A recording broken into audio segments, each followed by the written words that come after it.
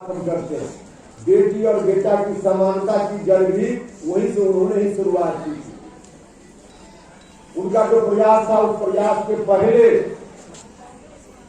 घर में अगर दो बेटी है दो बेटा है तो बेटी को पिताजी की संपत्ति पर कोई अधिकार नहीं था।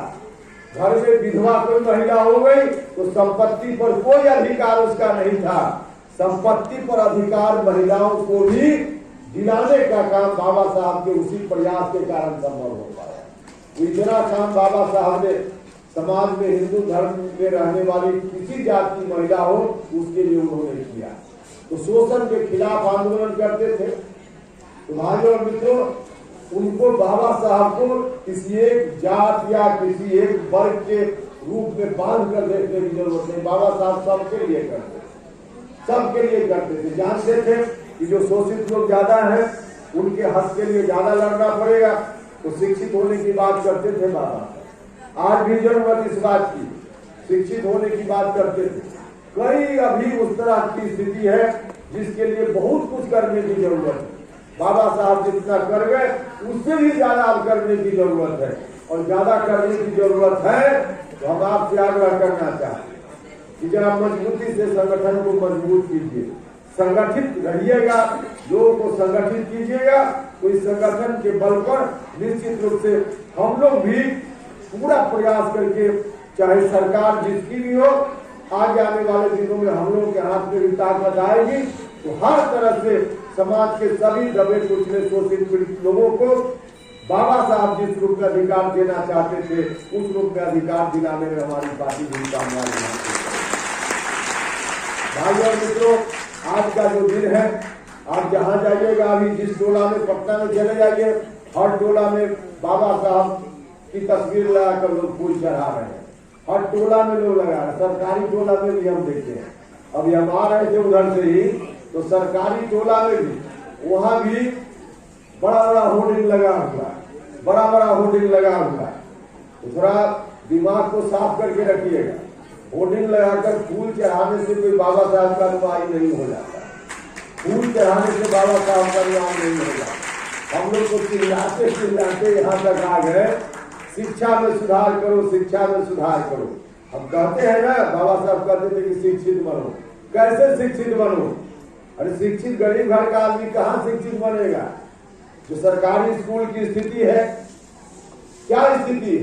जो पैसे वाले लोग हैं प्राइवेट में, और जो गरीब लोग, खास करके दलित लोग, अनुसूचित जनजाति के लोग, उन्हीं सरकारी स्कूल में, जिस सरकारी स्कूल की क्या स्थिति है, हम भाषण क्या करेंगे? आप लोग रोज गाँव में देखते हैं, रोज गाँव में देखते हैं। और उसमें सुधार के लिए हम तो 17-18 में भारत सरकार में मंत्री थे।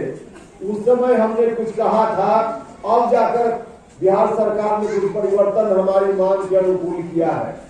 2006 में नीतीश कुमार जब 5वें मुख्यमंत्री बने तो 1 साल के बाद ही सरकारी स्कूल में शिक्षकों की बहाली का जो नियम उन्होंने बना दिया, सरकार बनने के बाद कहा कि डिग्री लाओ और नौकरी पाओ, डिग्री लाओ और मास्टर बन जाओ।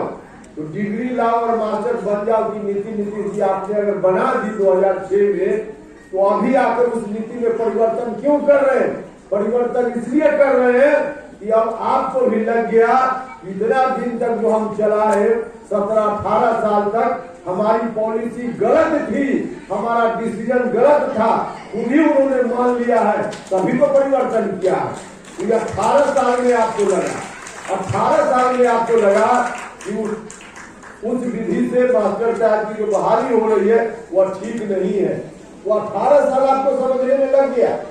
अरे हम तो 17-18 में कह रहे थे, हम जो 25 सूत्र की डिमांड रख रहे थे शिक्षा में सुधार के लिए, उसमें पहला डिमांड यही था कि जो टीचर लोग बहाल हो रहे हैं उनकी बहाली की प्रक्रिया बदलिए। बिहार पब्लिक सर्विस कमीशन या इसी तरह का कोई और कमीशन बनाकर शिक्षकों को बहाल कीजिए। जिस तरह से शिक्षकों को आप बहाल कर रहे हैं उससे शिक्षा व्यवस्था और बर्बाद हो रही है। हमने पहली मांग में रखा था, इतना दिन में नीतीश जी को समझ में नहीं आया। अब जाकर अभी 5 दिन पहले उसी मांग को नीतीश कुमार जी ने मानने का काम किया। तो इतना दिन में जो गरीब घर के बच्चा का जीवन बर्बाद हो गया, ये कैसे संभलेगा? कभी संभलेगा क्या? इतना दिन में जो बच्चों का बर्बाद हो गया पढ़ाई नहीं होने के कारण, अब दुनिया की कोई ताकत उसके जीवन को फिर से संभाल लेगा? नहीं हो पाए। तो बर्बाद शिक्षा व्यवस्था चौपट, किसका सबसे ज्यादा नुकसान? सबसे ज्यादा नुकसान जो अनुसूचित जाति, अनुसूचित जनजाति, गरीब लोगों का नुकसान। और इस नुकसान के लिए कौन जिम्मेदार? जिनको 18 साल के बाद समझ में आया कि यह निर्णय गलत था। वो 18 साल जब नीतीश जी आपकी विदाई होने वाली है, तब आपको यह बात समझ में आई कि बच्चे का भविष्य बर्बाद है। कौन जिम्मेदार है इसके लिए?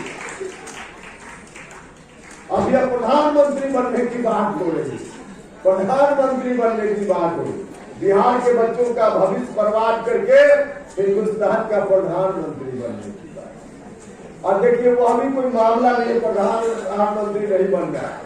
चुनाव आ रहा है तो कुछ लोग गलतफहमी के शिकार हो जाए कि प्रधानमंत्री बनेंगे, तो उसी गलतफहमी में भोटवा दे दे, बस मकसद इतना है। अब मीडिया के बंधु भी गजब करते हैं, गजब करते हैं मीडिया के बंधु। अब दिल्ली में जाकर नीतीश कुमार जी किससे मिले? अरे दिल्ली में जाकर उसी से मिले जिससे बिहार में मिलते हैं, राष्ट्रीय जनता दल, कांग्रेस पार्टी, तीनों मिलकर बाकी और जगह गए, वहां से कुछ नहीं गए। और बाकी दूसरी पार्टी के यहाँ कोई रिस्पॉन्स आया क्या? उसका कोई रिस्पॉन्स नहीं, सिर्फ कांग्रेस पार्टी और आरजेडी। तो कांग्रेस पार्टी आरजेडी तो बिहार में साथ है ही है। तो इसी अब बिहार में जो मीटिंग करते थे नीतीश जी, पहले जिस गठबंधन में होते थे, तो उस पार्टी के बड़े बड़े नेता नीतीश जी से मिलने एक अन्य मार्ग में आते थे, और तब गठबंधन की मीटिंग होती थी।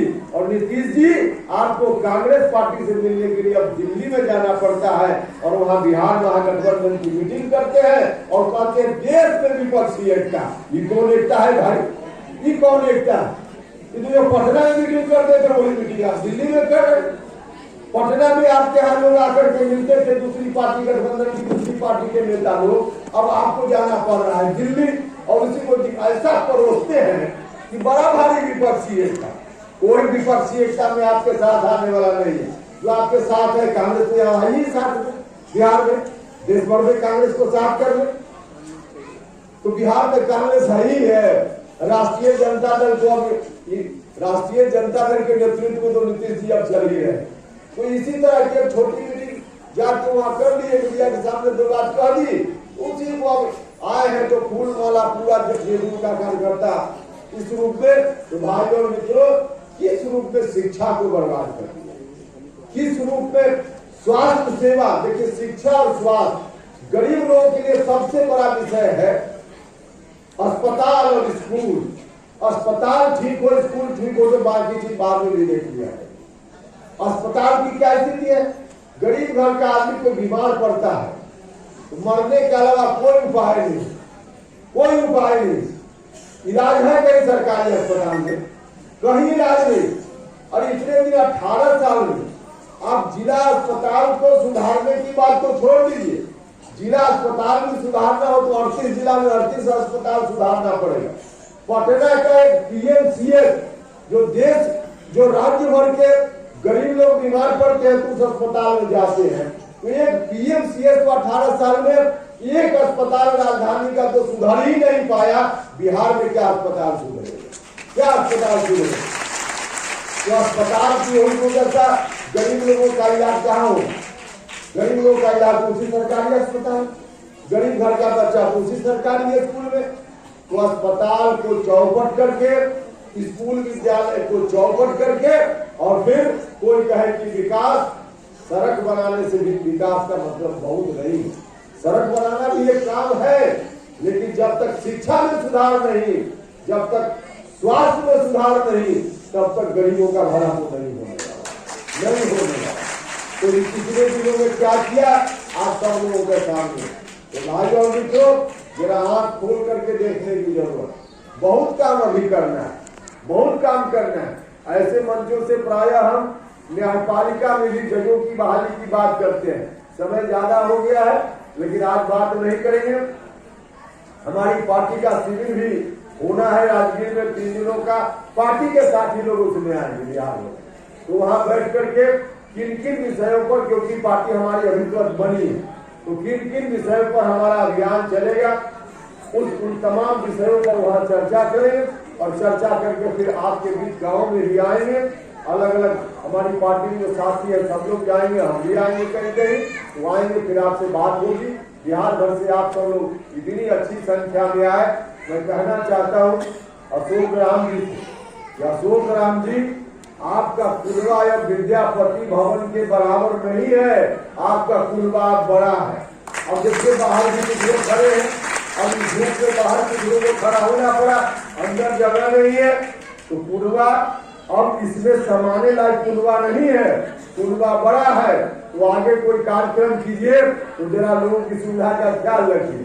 अब बुला लेते हैं इतने आदमी को, जगह इतनी छोटी, अब बुला लेते हैं, उसमें कोई गिनती करके तो बुलाया नहीं जाता है, लोग आ ही जाएंगे। तो आ जाएंगे तो लोग आ गए हैं, तो कुछ लोग बाहर भी हैं, उनको भी कष्ट हुआ होगा, कुछ लोग खड़े हैं उनको कष्ट हुआ होगा। तो खैर आगे से इन चीजों का ध्यान रखिएगा। तो बहुत अच्छा लगा, आपने बहुत ही सफल कार्यक्रम का आयोजन किया है, बहुत ही सफल कार्यक्रम है। इसके लिए मैं आपको और आपके तमाम साथी लोग जिन लोगों ने मिलकर इस कार्यक्रम को सफल बनाया, और अलग अलग जिला से बहुत सारे लोग यहाँ जिनको मैं देख रहा हूँ चेहरा से, तो सब लोग अपने अपने जिला से भी अच्छी तैयारी के साथ आए हैं। मैं समझ रहा हूँ कहाँ कहाँ से लोग आए हैं, तो सब लोगों का मैं हृदय से धन्यवाद करता हूँ। और आप सब लोग बिहार भर से आए, आप सभी के प्रति भी आभार प्रकट करता हूँ।